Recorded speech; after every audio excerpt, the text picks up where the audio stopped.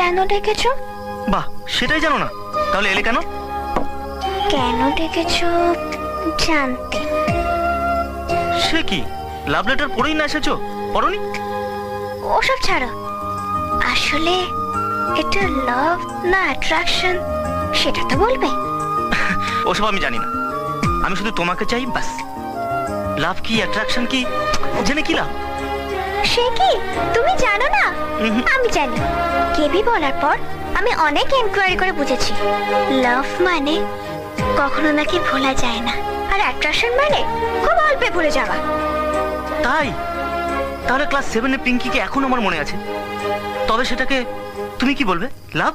এ না না না, আমি একটা ম্যাগাজিনে পড়েছিলাম তাই বললাম।